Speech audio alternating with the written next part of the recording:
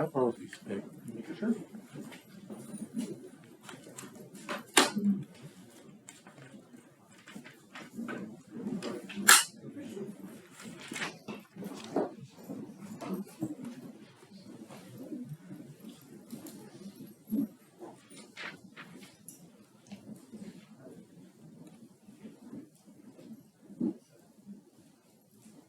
What's the date today? 26. 26, thank you. I think, let me double check that. I should probably do it. Yeah, 26.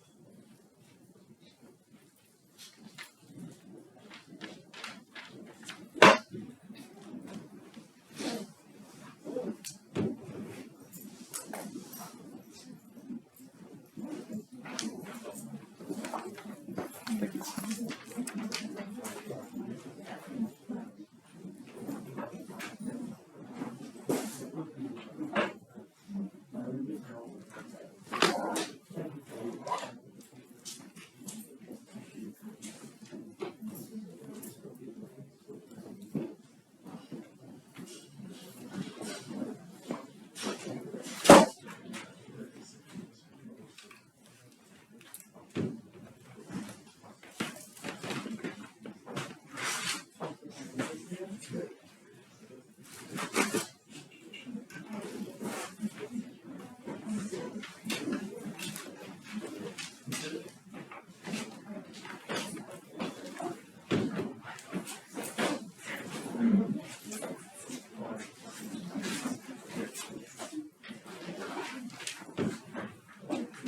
Professor, I just wanted to ask a quick question. What's that? Your question? Yes, will there be class on September 30th on Truth and Reconciliation Day?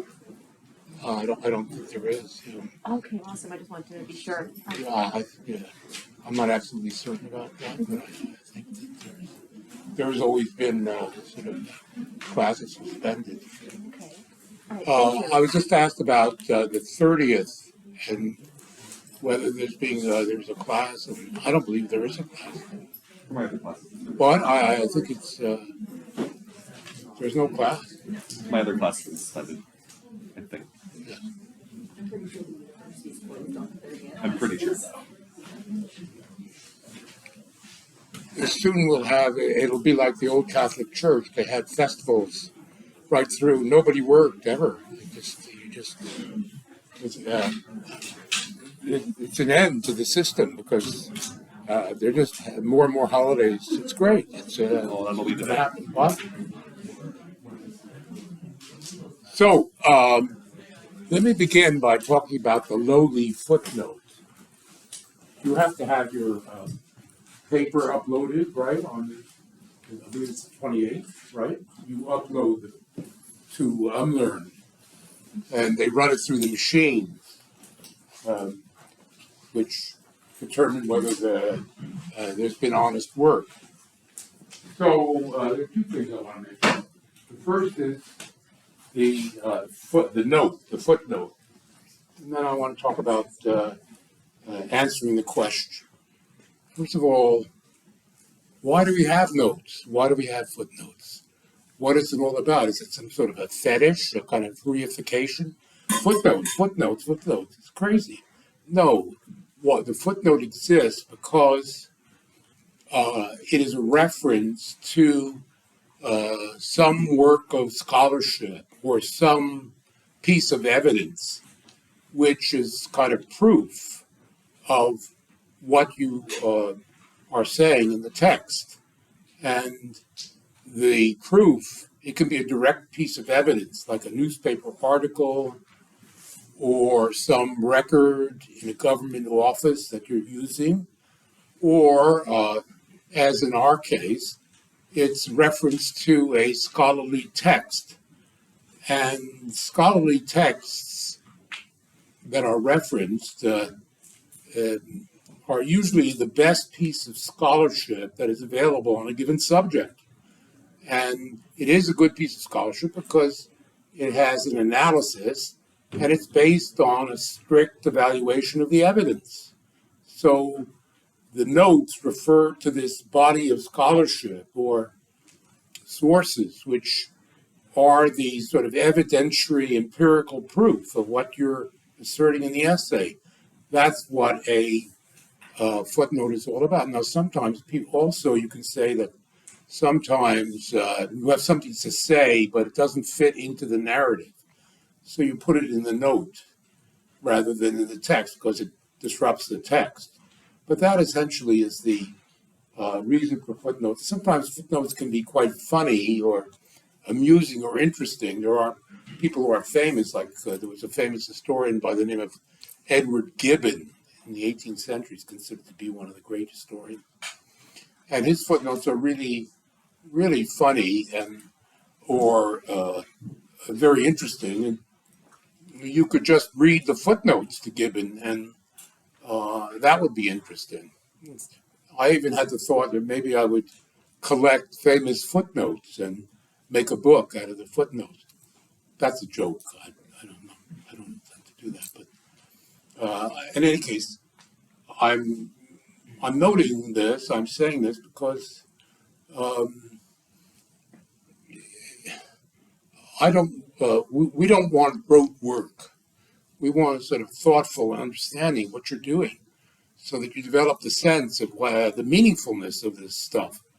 Otherwise, it's just kind of mechanical work. So you have to understand there's some purpose to all of this, I think. And the second thing I have to say is dealing with the length of the essay. A lot of you have written, and you asked me about the length of the questions or the length of the essay and so on. And it is important. I mean, the minimum in this particular case, it's 1,500 and so on. But the main thing, both in terms of this particular assignment, but also in terms of answering the test or the examining questions, is to answer the question.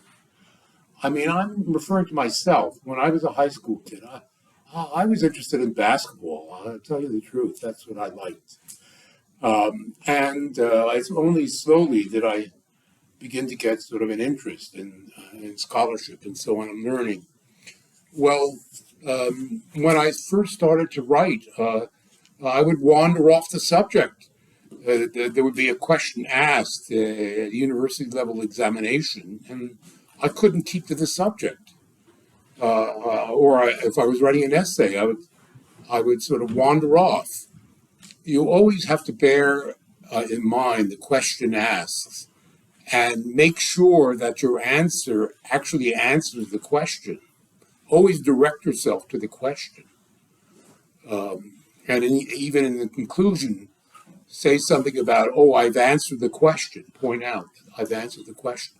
Because that's what I'm looking for, but also professors throughout the university are looking for that, the sense of things. Like you have a sharp sense of the thing. So that's what I would say. Now, I want to say, I'm going to get political now. I'm going to talk about politics a little bit because I am a political person. I have a great interest in ancient and medieval history, but I've always been interested in politics. And compare what I've said about evidence and critical analysis and careful sort of use of evidence to what we're subjected to in terms of the media system that we live in. People throw around opinions. There are programmed answers. There's manipulation. The press, they're extremely, it's basically propaganda, which is what you're getting. And in order to get at the truth, you have to go deeper.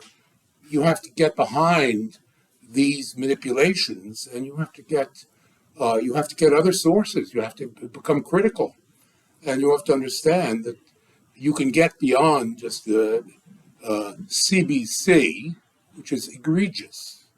They just lie, and because they are part of the state system. And if you don't believe me, you could read something like, say, Chomsky's Manufacturing Consent, which is a classic study of how the media shapes the public mind, how they manipulate the public mind. War, peace, reconciliation, no reconciliation. It's all programmed according to policy, and you have to understand that. So that's part of what we're trying to give you, some of the critical skills by which you can evaluate both various aspects, various disciplines, but also what you're given in terms of the dominant ideologies that we're living in. So that's all I have to say about that. So now, let's go back to the 16th century, and we were in the midst of winding up talking about the Spanish conquest of the New World. And at the end, I was talking about the fact that the settler colonists and the Spanish government were exploitative. They conquered, and then after the initial pillage, they exploited the indigenous peasantries of Latin America. And I explained that in the first place, and this is in the key concept, the big aristocrats who came to rule from Spain were given control over the native population. And in return for this control, political and economic control over the Aboriginal people, the Spanish crown required that they be converted to the true religion, namely the Roman Catholic faith. And this system was known as the encomienda system. It was all pervasive for centuries, until the 18th century, over most of Latin America. It was a kind of virtual slavery that existed, and the term encomienda is in the key concepts. I noted it. The second form of exploitation was indentured labor, peasants being tied to ranches and plantations for a given number of years. Usually it was a life sentence. The peasants had a small patch of land so that they could feed themselves, but then they had to work for the owner of the ranch and the plantation, and there was a kind of dependency, and also because many of the peasants were indebted to the ranch owner, it was virtually impossible to escape from the situation. And finally, the last form of labor exploitation was in the mines. And I've explained the importance of the mines, the gold and silver mines, especially the silver mines. There, a kind of primitive form of wage labor existed, piecework, I would say. And some of these operations were vast. The most important is the one in Bolivia, Potosi, which is still, it's not as productive as it was, but there were fabulous amounts of silver produced there, and 40,000 workers worked there.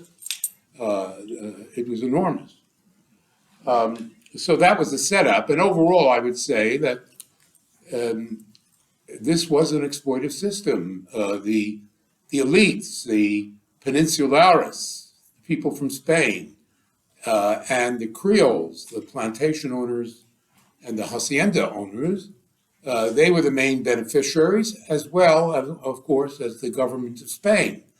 And if you go to Seville, I mean, or Madrid, it's unbelievable what you see there. Like we tend to forget how powerful Spain was and how grand their empire was. And most of it was based on this exploitation of Latin America. So some scholars have called this the development of underdevelopment, the unequal relationship, which became structural, and continued over the centuries. And that's why, I mean, you see the global South struggling even now. I mean, there is a certain uprising going on, if you're following things in Latin America, but trying to get out from under the Europeans, and especially the Americans. But these structural inequality was fundamental to modernity. And We see the same thing in Africa and in Asia. This was a situation in most of Latin America, but there was also Brazil, where I said the sugar plantations that originally had been created in places like the Azores, the Portuguese conquer, or they controlled Brazil, and along the coast they created these fabulously profitable sugar cane plantations, because sugar was a hot commodity. And likewise then, as the 16th century wore on, the first plantations began to develop in the Caribbean as well. But the indigenous people, either they were killed off or they fled into the hinterland, and they would not work, and so they would not work for the Spanish and the Portuguese. So black slaves were brought from Africa. The slave trade, which of course had already emerged in the 15th century, it began to seriously develop from the 16th century onwards, and it basically was used to feed these sugar plantations. Now, from the perspective of Madrid, from the perspective of Spain, the most valuable product that was being produced, of course, was the bullion, the silver, and to a certain extent the gold of Latin America. This is what gave power, immediate power. And why does gold or money give power? Because it is the universal commodity. Gold is just, or silver is just, it's just a thing. But what gives money power, what makes it so important, is that it buys everything else. It develops out of trade. Money has a history.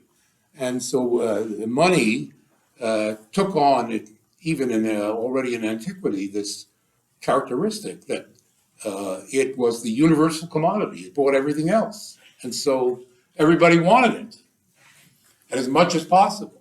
So that's what it is. So gold and silver, imagine the Spanish crown, how they were jumping for joy and rubbing their hands because there was this vast amount.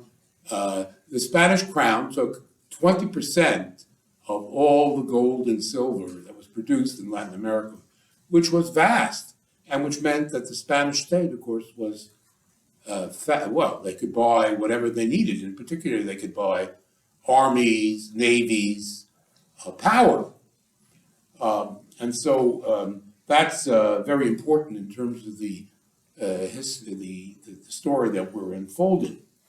And from a world point of view, it was Latin America, the gold and silver from Latin America, that supplied the world's money. There was a certain amount of silver in Japan, which in terms of the Asian trade had some importance, and there was a certain amount of gold and silver in Central Europe, as a matter of fact. The first mines that the Europeans actually created were in places like Germany and Austria and Hungary in the 15th century. But by the 16th century, it was Latin America that produced most of the world's silver and gold supply. And for the Europeans, the Spaniards got political power, but for the Europeans in general, having this gold and silver was the basis of the capitalist economy that you've been reading about in Bakshi and Heller. It is the sort of lubricant of the whole development of the capitalist economy. So it's essential. And of course, as I explained, the whole Asian trade is based likewise on this gold and silver, because the Asians, yes, they wanted the German cannons and pistols and clocks, but nothing else from Europe was of interest. And so gold and silver was the only way that the Europeans could get the spices and the silks and the rest of the goodies that particularly the elites wanted. The nobility, the court, but also I would say the upper middle class, because the upper middle class is rising here with the development of capitalism, and they resent the nobles because the nobles have sort of aristocratic families, blood. The middle class are nobodies, all they have is money, but they're constantly aping the nobles. You should understand that the middle class, for the most part, they're constantly sort of imitating the ways of the nobility, and they're trying to make their way into the nobility. If a nobleman becomes poor, he's prepared to sort of marry his daughter to some rich silk merchant. He hates it, but he does it anyway because there's going to be a dowry. There's going to be some way in which the old family can maintain its status. So that's the kind of sort of social dynamics that you see in this period. This kind of phenomenon lasts right into the 20th century, marrying upwards the middle class into the nobility is an aspiration.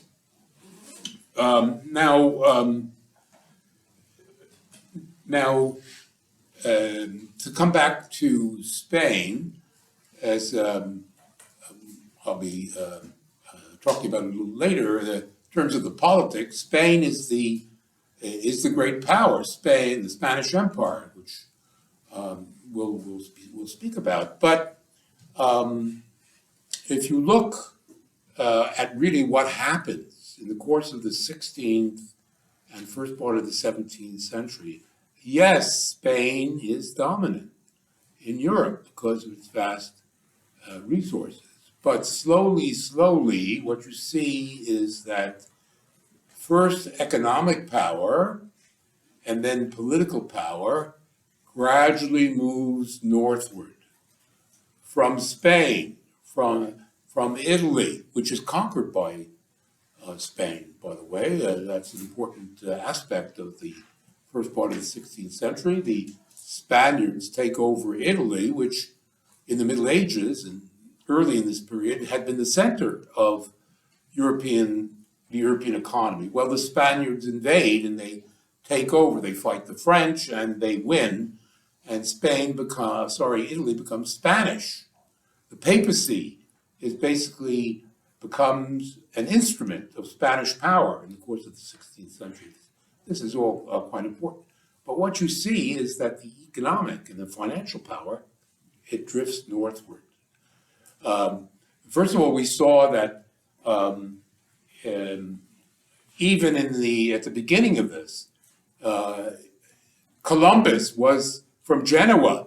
In back of Columbus were these Genoese bankers, and I explained in terms of running the empire that was developing, it was these Italians with their expertise in manipulating money who were in charge of the state finances of Spain. But you see beyond Genoa that places like Lyon in southern France. Lyon, it's interesting, there's a whole sort of commercial manufacturing development in Lyon. And if you look at the balance of trade between Spain and southern France, these French merchants and bankers are getting the advantage over the Spaniards. More significantly, you see that up in Paris, powerful merchant and banking families are emerging, and likewise in their relationships with their economic relationships, they too have the advantage. But it's especially, we see in, first of all, Antwerp, which today is a city in Belgium. This becomes, by the middle of the 16th century, this becomes the new center of European commercial and financial power. Antwerp, Belgium, which is part of, actually controlled by Spain, but nevertheless.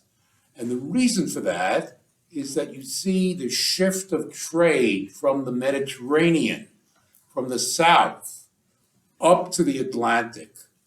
The consequences of the opening up of the Atlantic world, the consequences of the Portuguese breakthrough to India through the Atlantic, and the creation of the Caribbean trade and the Brazil trade is that by about 1550, economic power begins to shift to the north, to Antwerp in the first place, and then after a few years to further north to Amsterdam.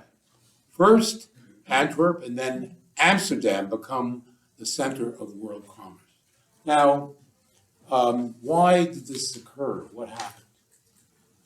Why was there this shift? Well, I've basically explained that it's the rise of the Atlantic and the gradual decline of the Mediterranean.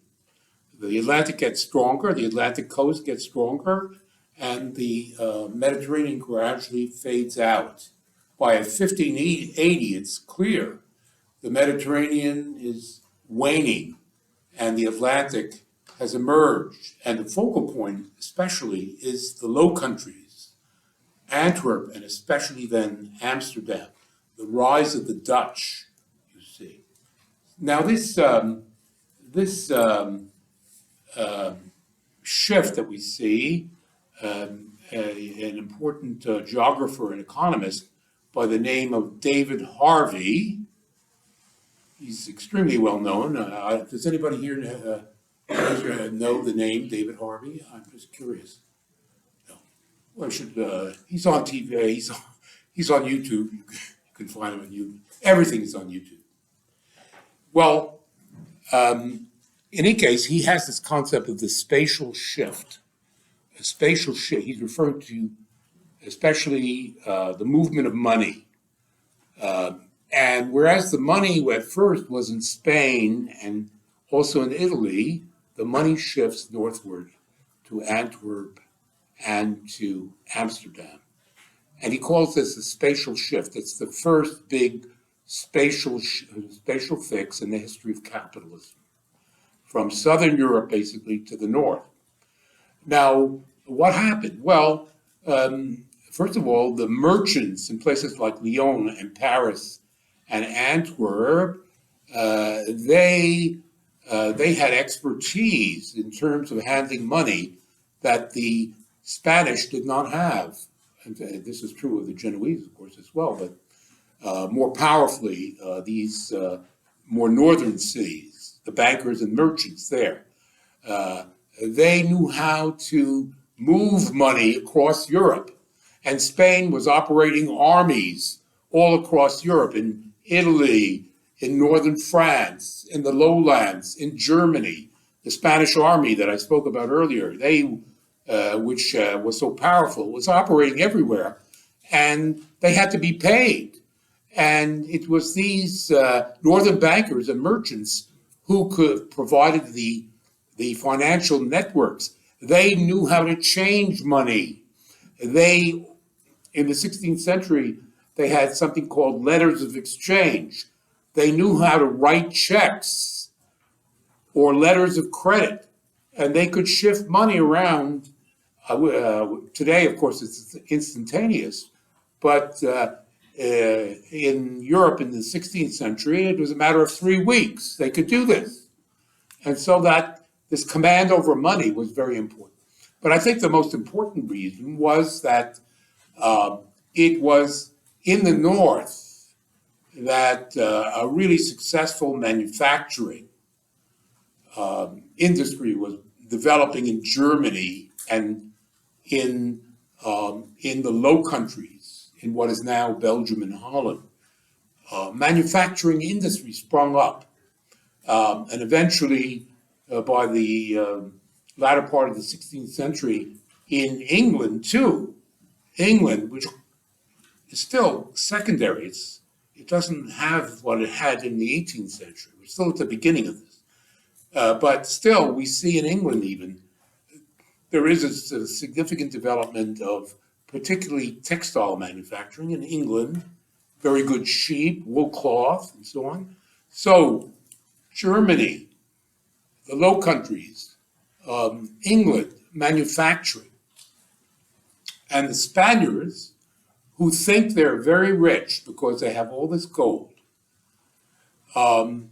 they say, well, we're not interested in our crappy manufacturers here in Spain. We don't trust them, and we don't like what they produce. So we want our weapons, we want our steel, we want our iron, we want our textile goods from where they really know how to produce these things, from the Low Countries, from Germany, from England. And so they open up the Spanish territory, and then they invite merchants from all these places, and I would also include Italy, to send their manufacturers into Spain, and they're paying in bullion. Well, the thing is that the Spaniards, the Spanish elites, because of course Spanish politics was controlled by the nobility and by the monarchy, which had a certain mentality, basically conquest and plunder and war, that's what they were all about. They distrusted their own merchants. Many of them they felt were secretly Jews, and I've tried to explain that in terms of Spanish politics, that underlying conflict. But also they were very, there had been a history of some cities who actually were fighting the nobles, and this was remembered. There was antagonism between the nobility and the middle class. And so they tended to look down on these merchants, and they felt that there was so much gold and silver coming in from Latin America, they didn't have to worry about these things.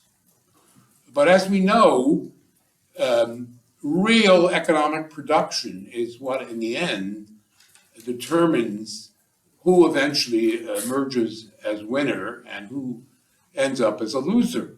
Without a base, and when I say industry, of course, I'm not talking about modern sophisticated industry, because you have to understand that early capitalism was literally manufacturing.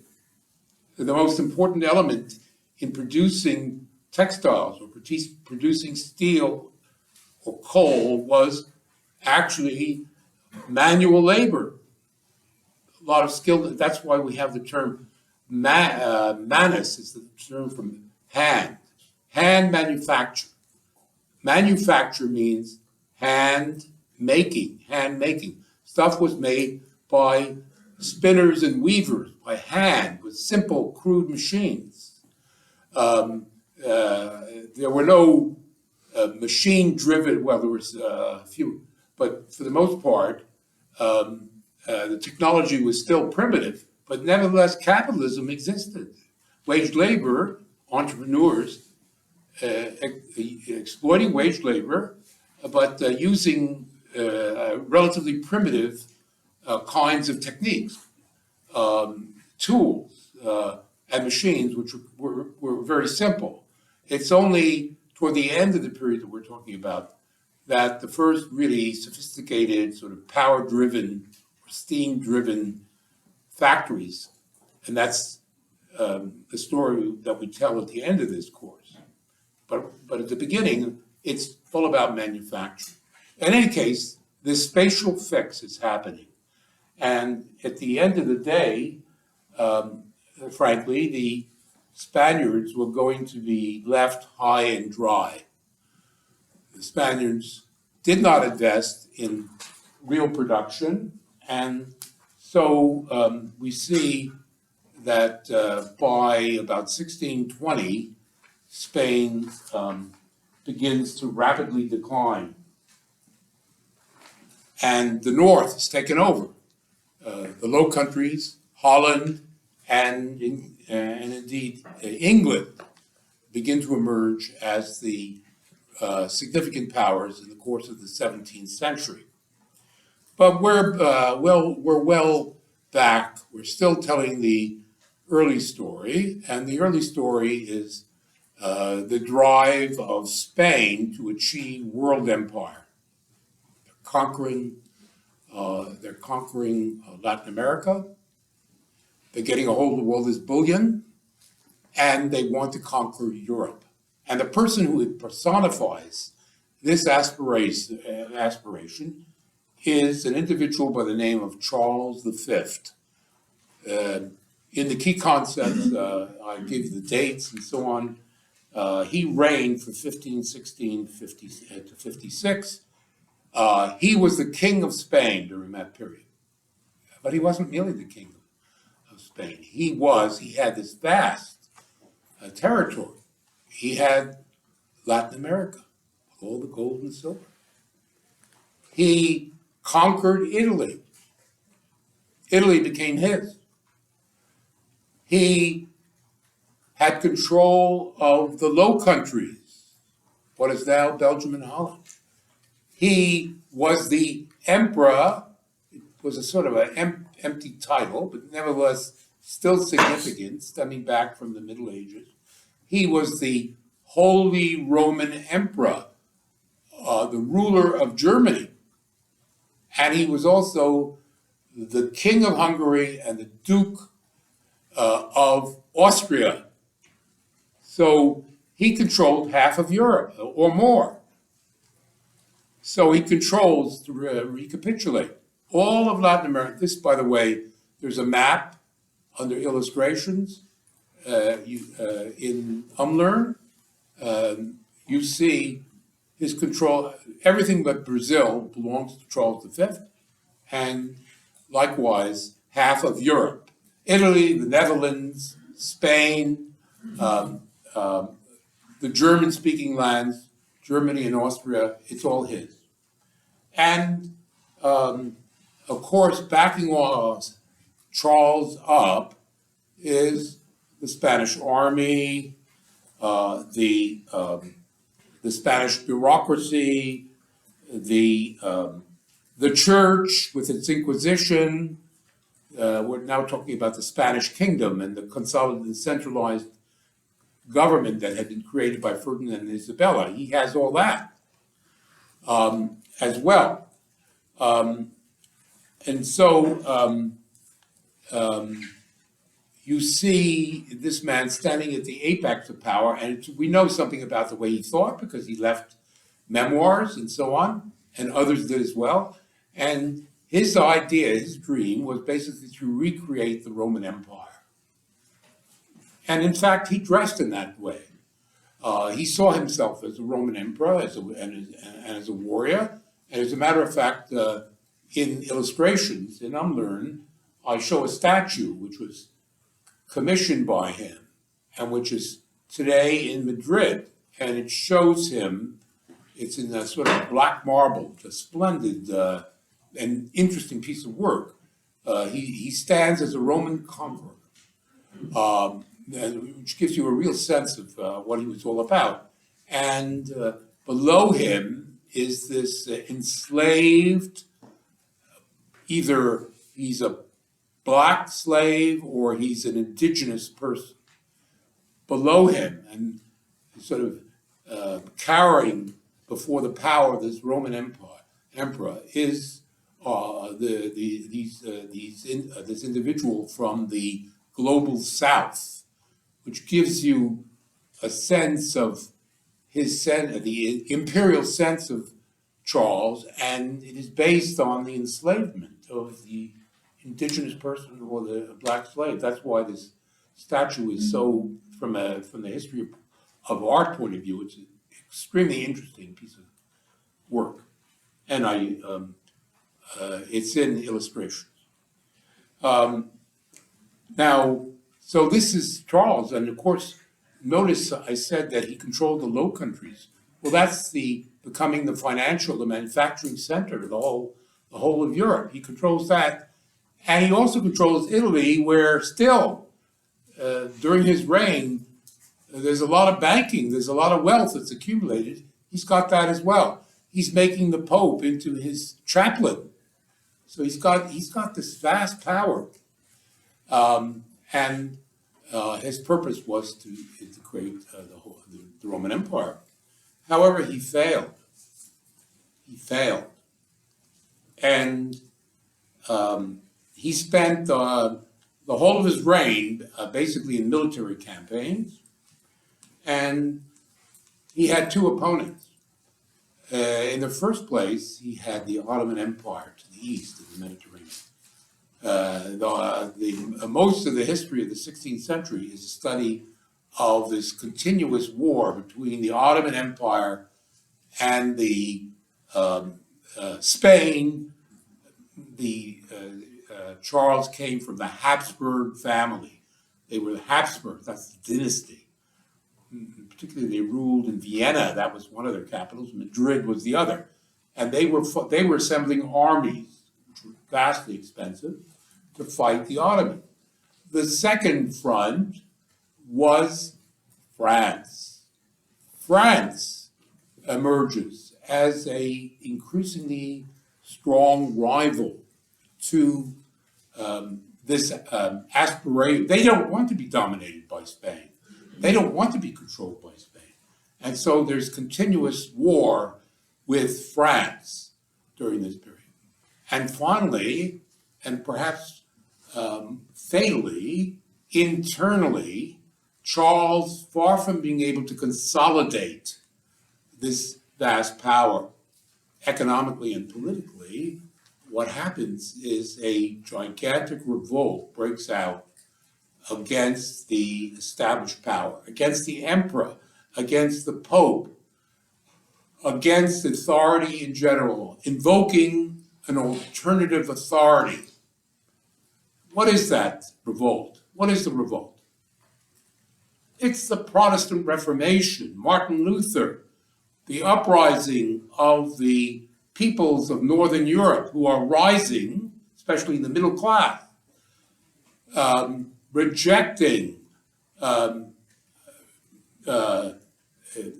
would say, challenging. This is the first challenge to the power of the nobility. The rising middle class, particularly in its most advanced forms. The most advanced is precisely Holland, where the first great middle class revolution breaks out in the 1560s. And these people are Protestants. So there is that, so it's the Ottomans, it's the French, and the internal revolt, the Protestant Reformation, that sinks Charles V. By the end of his reign, he's completely exhausted, and he retires to a monastery. This brings me to the fact that out of this point that I've just made, the fact is that France is an alternative to the power of Spain, is a rival. And another rival is England. England, you should understand at the beginning of this, is a second-rate power. It's across the channel. It's not really at the center of things at this point. It's only beginning to emerge. And it will emerge because of the capitalism that they're developing. But this is only in the works. It hasn't expressed itself politically. It's expressing itself economically underneath, but it hasn't really come to the fore. The real rivalry politically is between the French and the Spaniards. But the English, because they're frightened by Charles V, and they have become Protestant, they tend to ally with the French against Charles V. So in terms of understanding the politics, the dynamics of the 16th century, it's Spanish, the quest for dominance by Spain, hegemony, the rivalry with France, and then England allying with France to offset Spanish power. we call this the balance of power politics. This is a new thing in European history and in world history. Balance of power politics are emerging in Europe as a consequence. A new kind of international relation is developing as a result of all this. In order to understand what I'm going to do is I'm going to briefly give you a sense of what happens in France and in England, how this gets going in these two countries. But I want to say, to set the stage, let's recall that in the Middle Ages, there were no strong centralized monarchies. There were monarchies, but they were weak. And real power during the Middle Ages was decentralized. It was decentralized. The landlords, the feudal class, with their fortresses, with their castles, and their control over the local peasantries, they of course said, we respect the king, but they could defy the monarchy and so on. But the Spaniards had shown that if you create a national army and you have a financial base, you set up some law courts, you can begin to control the nobility, and you can begin to centralize government. And it happens in Spain under Ferdinand and Isabella, and you're going to see the same thing. It's not exactly the same, but the same process in France and in England. Okay, that's basically the story.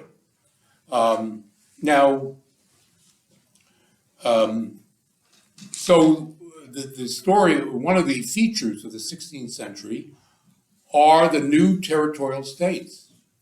And the three key ones are Spain, England, and France. And they all have common characteristics. There's a king, there's a royal court, there's a standing army supported by taxes from the middle class and from the peasants. There are judicial courts, and there is control over the church. Remember, I said, yes, Spain is Catholic, loyal to the Pope, but politically, the Spanish church is controlled by the Spanish king. Spanish monarchy controls the church from a political point of view, backed up by the Inquisition. Same thing happens in France and Spain. So there are certain characteristics.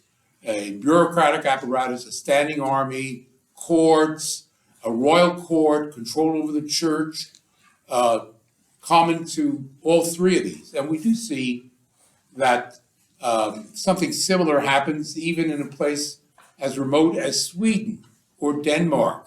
They're trying as best as possible to follow the lead of these major European powers. And we even see this happening at a local level in Germany, places like Saxony, Prussia, or down in Italy, you have in Milan, a powerful ruler emerges who tries to sort of do the same thing. In other words, to try and create a centralized territorial state, which gives the ruler power. That is the emergence of this new political form is occurring in the 16th century. So, in terms of this new formation, I would say that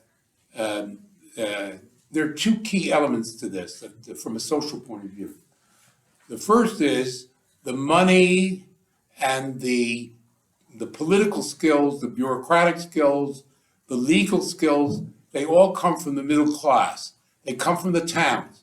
The alliance between the monarchy and the towns is what essentially makes possible the emergence of these centralized governments. The middle class staffs and supplies the money and the sort of judicial legal expertise for the King of France, the King of Spain, the King of England to run this territorial state.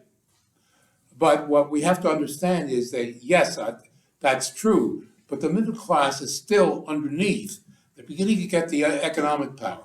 They are beginning to encroach politically, but they're still subordinate because on the topmost layer of these states, still the landlord class, the nobility, because the king, although he needs these middle class people, he despises them.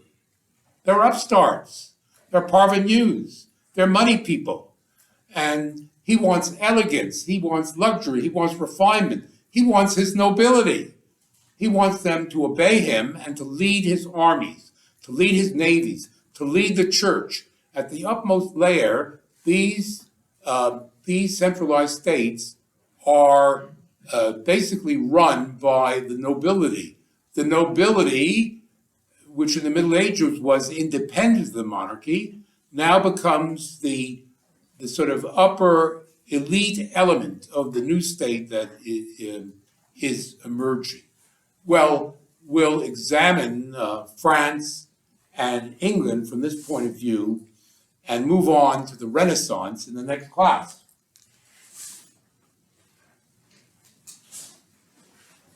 I'm done.